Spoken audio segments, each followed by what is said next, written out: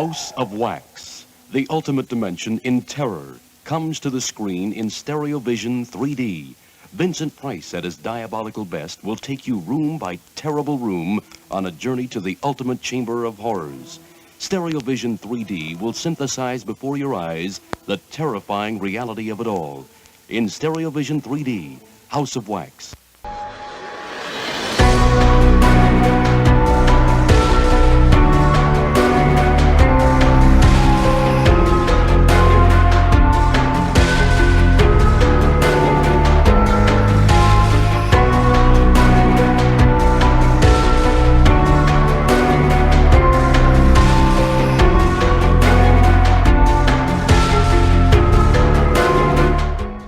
Welcome back.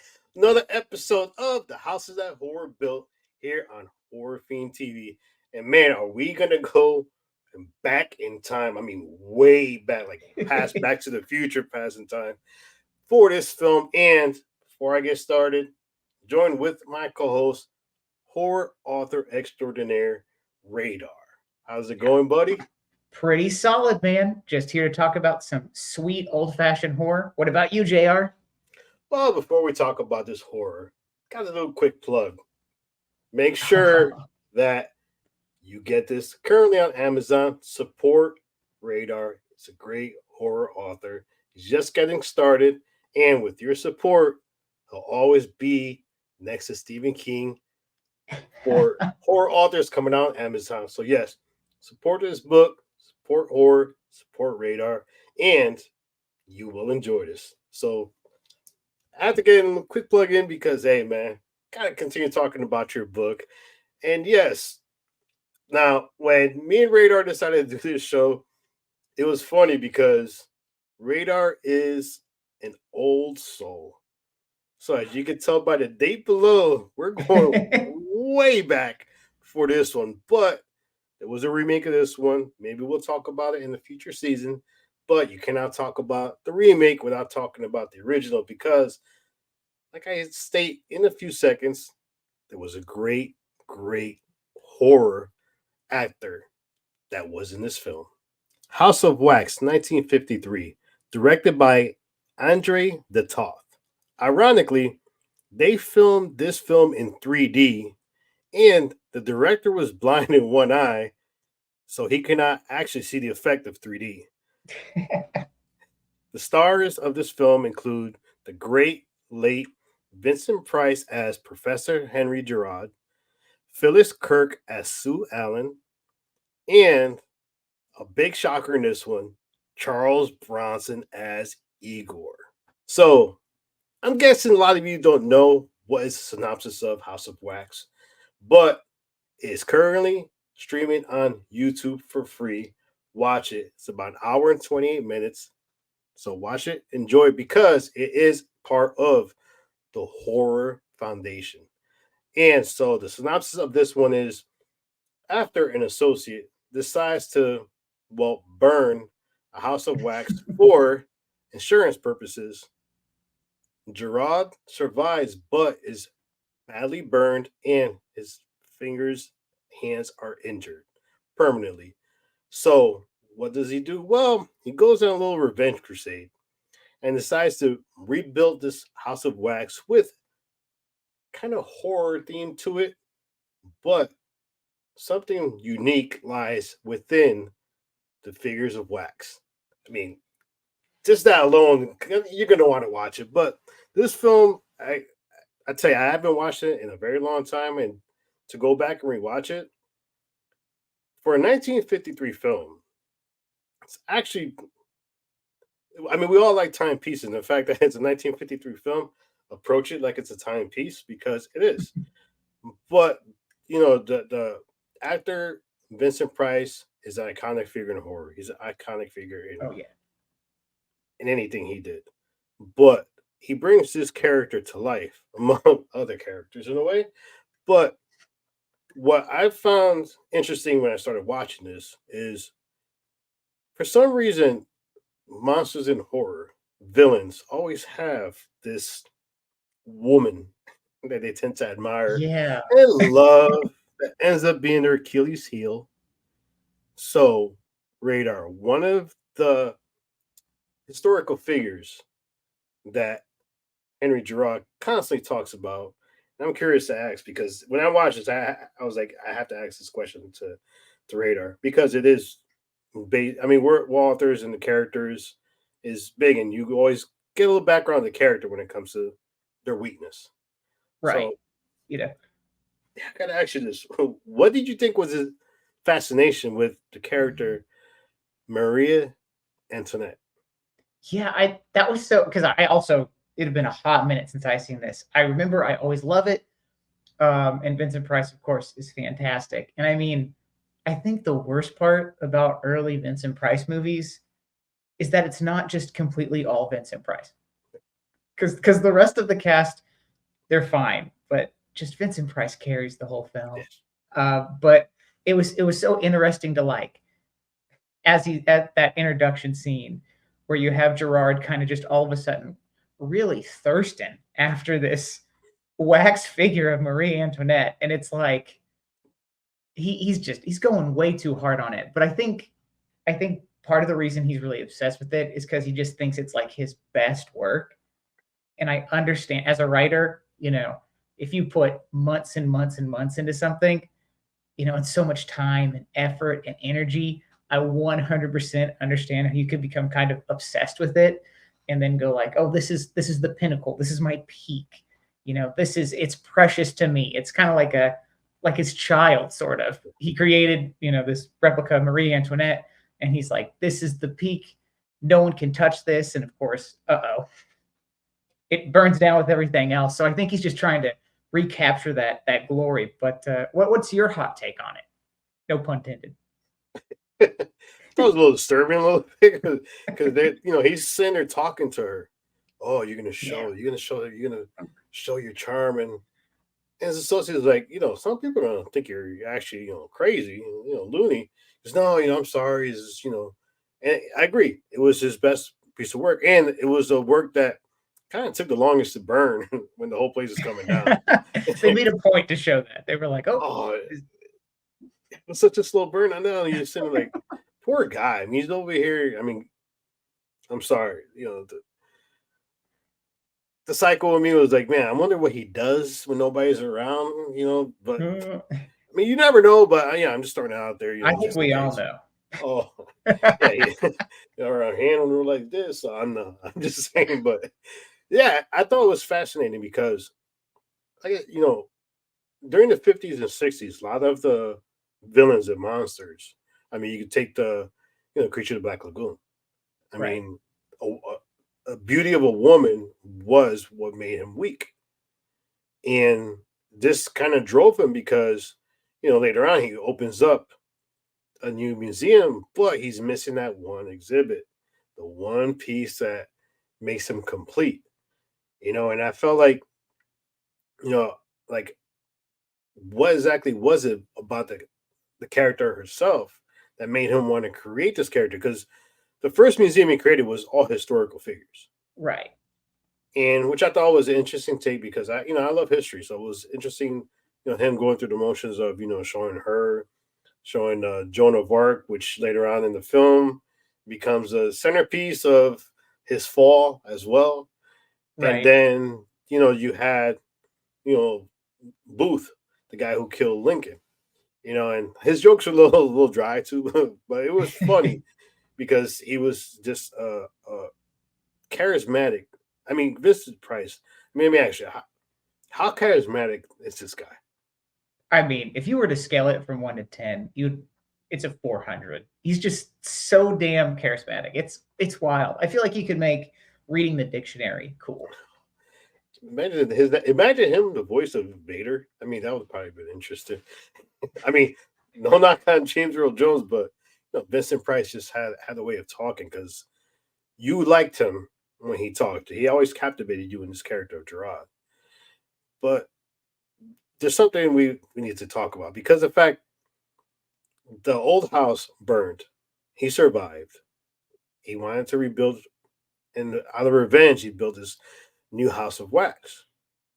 And the funny part about it is that originally he was he would stay away from the macabre. he would stay away from horror, the elements of horror. And this is one of the things his associate was pushing him to do, which he didn't want to do. So he decided when he rebuilt it, well, I'm going to take a little bit of what he said and make it 10,000 more crazier because, you know, let me ask you a question. This unique approach he did about rebuilding the house.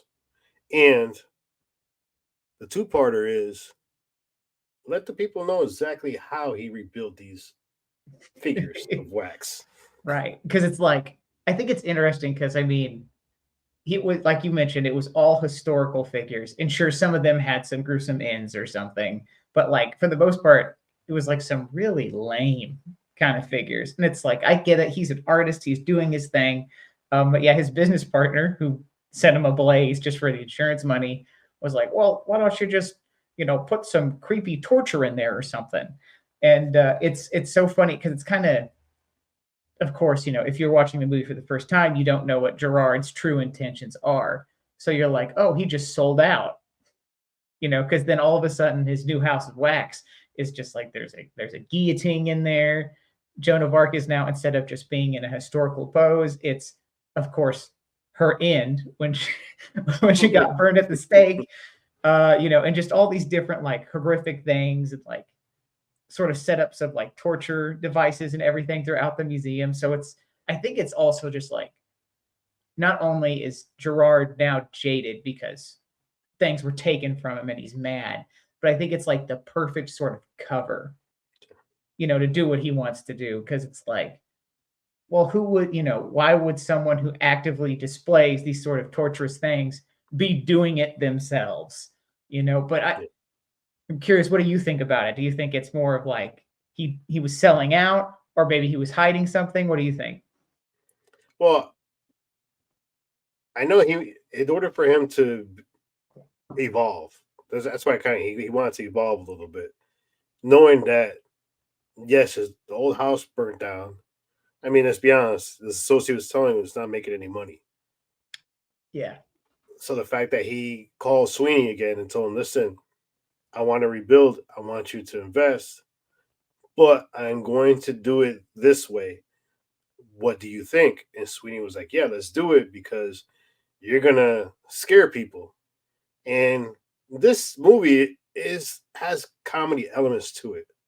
Very subtle elements because they have the grand opening, have the tour.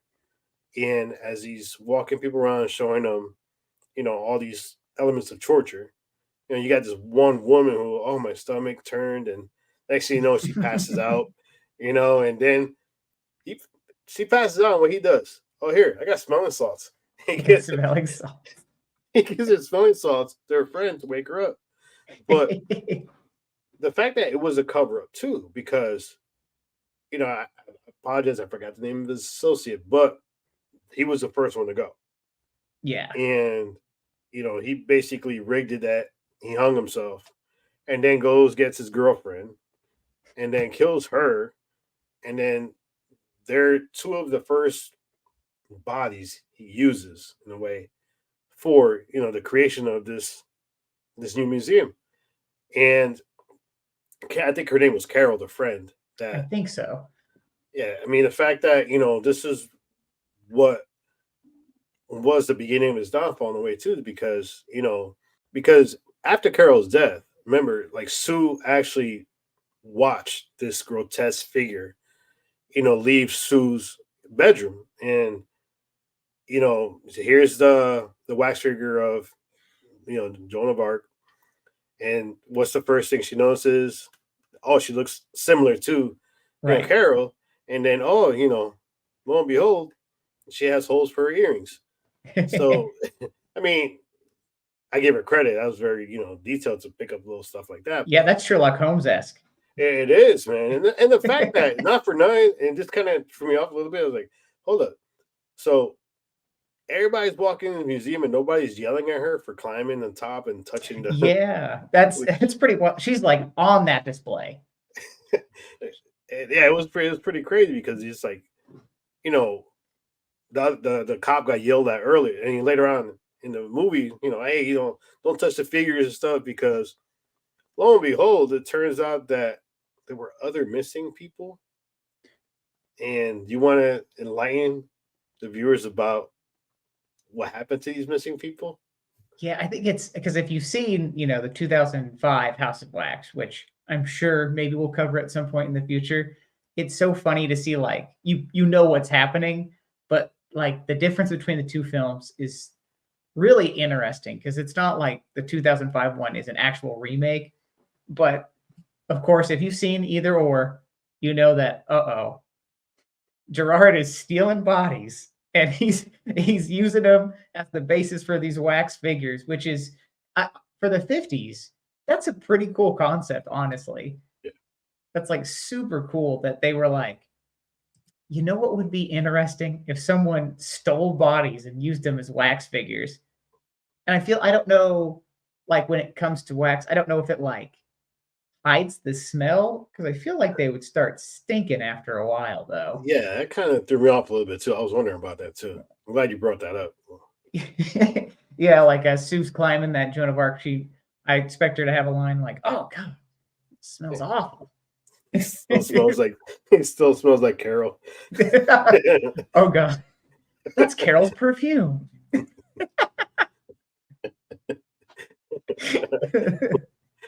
That was interesting. Yeah, I was wondering that too when I was watching the film. Like, all right, so he's covering their bodies with wax. What about the insides?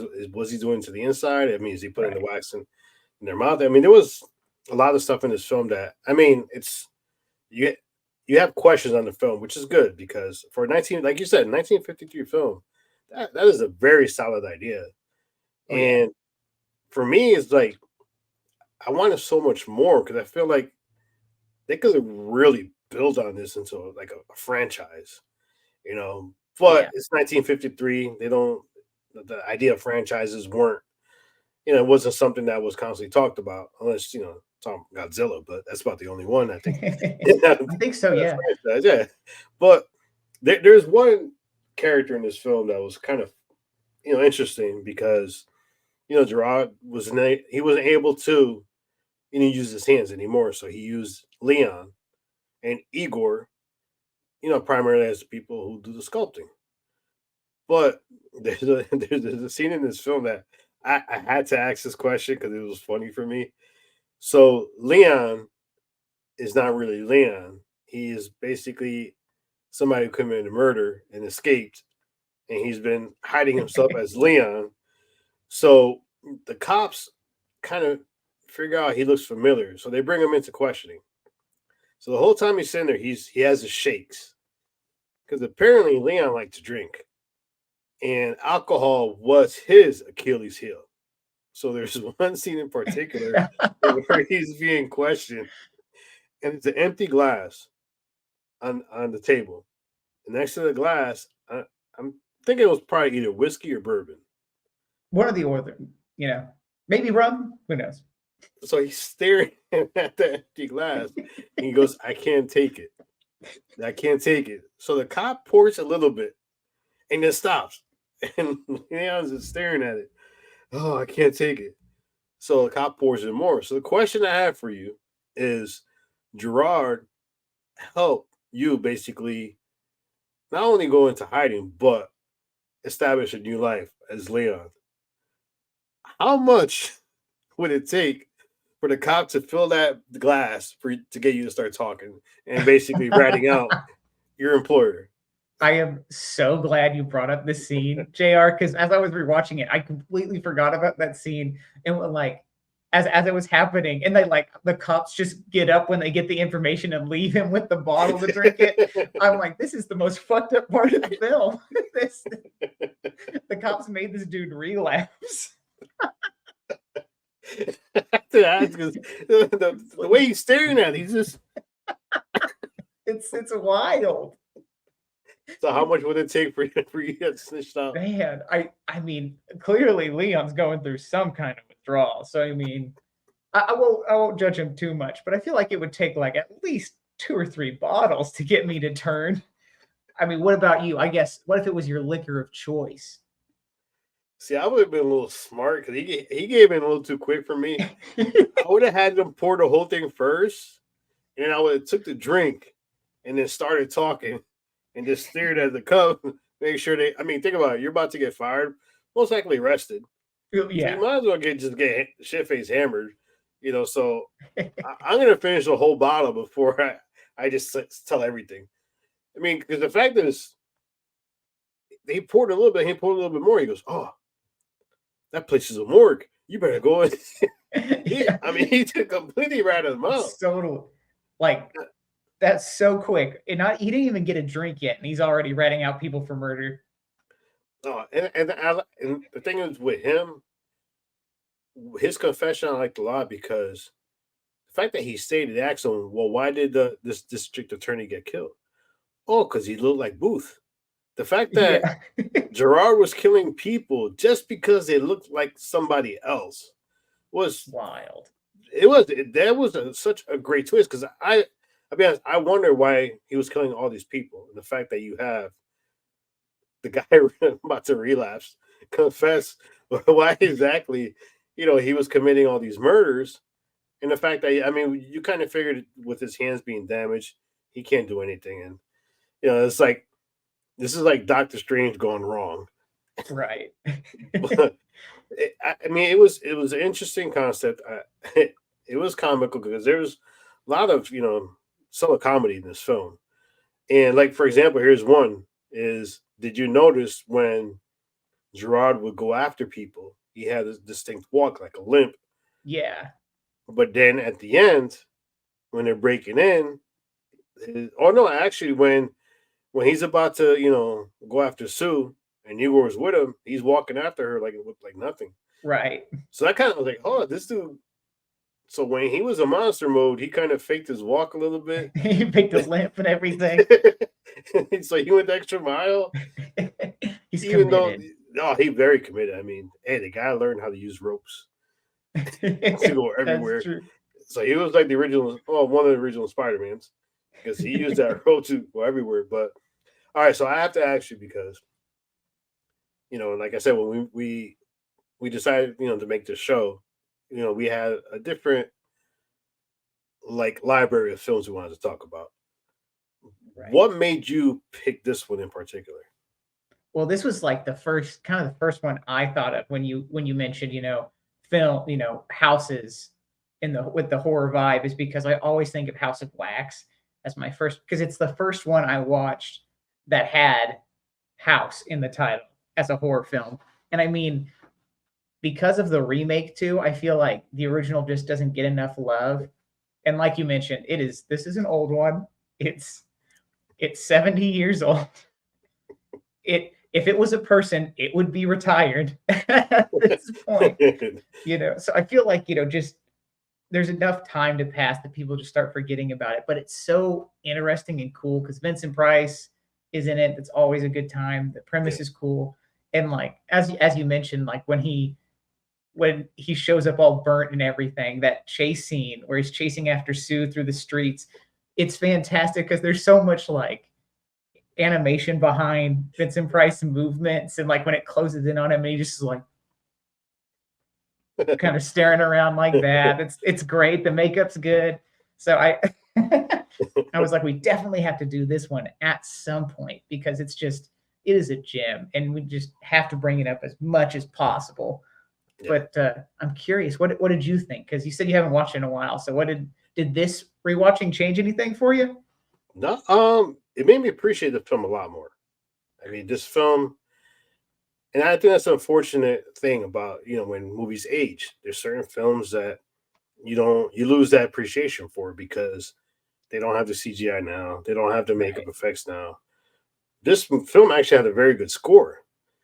Yeah, surprisingly good score. It doesn't get talked about. The score doesn't get talked about. The fact that this film for 1953 was done in 3D.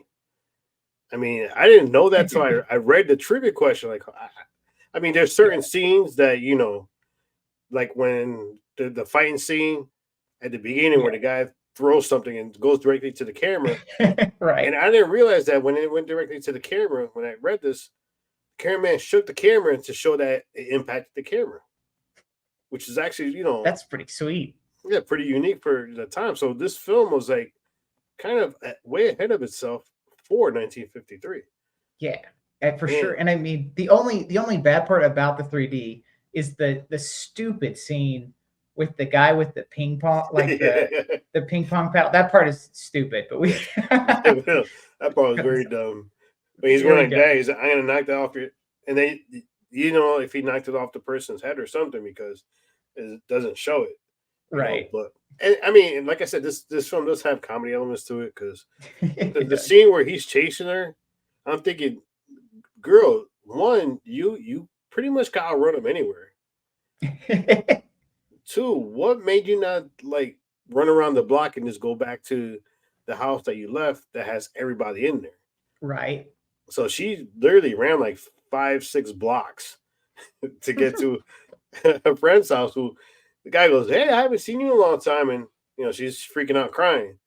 But no, I think, don't get me wrong, like the remake, I'm so on, but I would actually love to have this remade as a series, even if it's a Ooh, limited series, because the fact that that some of those deaths, some of those people missing, are actually in the museum, I think it would be unique to yeah. see exactly why they were selected. So you could actually turn this into a nice limited series, which I think a lot of people will watch, because come on, this is still a good premise, and I'm Yeah. surprised even after 2009 it hasn't gotten revisited. But if you're gonna take a classic and turn it into something unique, why not make it like a limited series? You don't have to have multiple seasons. I Right. mean, Yeah. And you could stretch it out, but I think a limited series would be really nice on this film. that's a fantastic idea too, because like we said, it's over 70 years old. I think it's like perfect to kind of, in a limited series, like the perfect amount to like expand it, and enough time has passed that let's be real, JR. The fight scenes weren't that great. They they were the 50s fight scenes, so they were going. They were There's a funny. lot of grappling going on. Poor Igor, the strongest guy in the whole place, and he just, I mean, he beat the crap out of the dude. And, I mean, yeah, that fight scene was freaking hysterical. I mean, And I, him like trying to force him into the guillotine too after he beat him up is hilarious. and Gerard got his ass beat in the beginning of the movie twice. He got knocked out Yeah. basically, and then at the end scene, he's basically beating up every single cop. Yeah, it's wild. It's like he got some supernatural strength along the way. And why is it every mad scientist, their right hand is called Igor? I don't know. That's just the thing. I just But did yeah, it. I would love to see this as a limited series. I think it'd be, because you could get the whole how he brought in Igor, how he brought in Leon. I think there's a lot you could actually build upon. Even if you want to do, I said limited series, you could go probably just max 2 seasons if done right, Yeah. because there is a lot of potential to really get in depth into this film.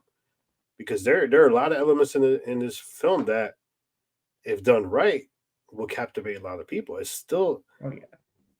I think that's the biggest thing I took from for a 1953 film. The concept was amazing. Yeah, it's so macabre too. Like you said, especially for 1950s. And like when you look at the 1950s and what horror movies were in that time period, it was like mostly giant monsters or Yeah, like aliens or something. So this is like so different from everything else that was happening. And it's just it's a cool concept. And like you said, it would be fantastic fleshed out as like a limited series where like, I don't know, each episode is like Gerard and his henchmen tracking down and killing the next victim or something. or give the reasons, a little bit more into his infatuation with Antoinette. I mean, you Yeah. could do so much for it.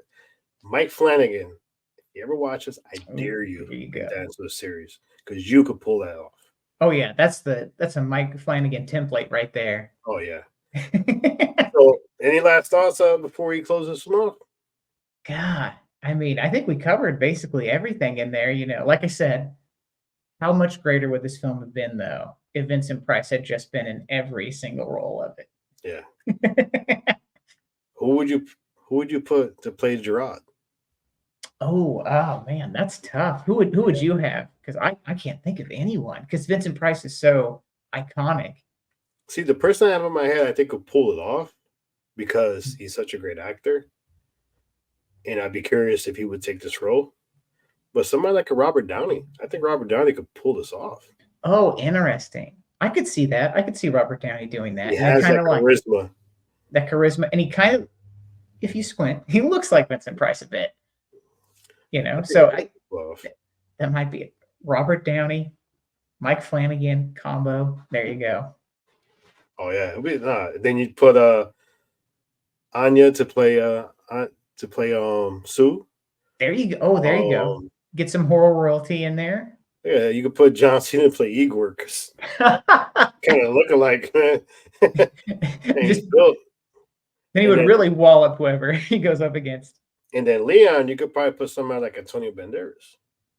Oh, interesting. Yeah, maybe, or maybe just like throw in Bill Skarsgård or something in there somewhere. No, I think you could do a lot with this film. I mean, this film you can make so much of it. If nobody does, me and Radar will get funding and we will make this into a limited series. You heard it here. Just in case. So, hey, support us. We'll crowdfund us. But before you support us, make sure you support this guy. No.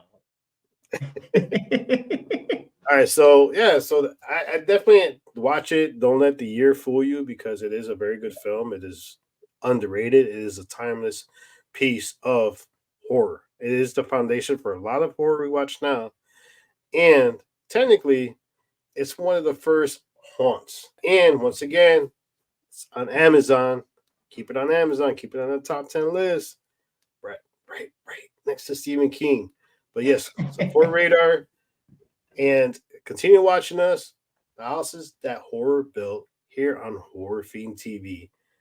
That is the man, Radar, author extraordinaire, JR, aspiring author. Maybe that might change in the coming months, but stay tuned. We'll see. Yes, thank you.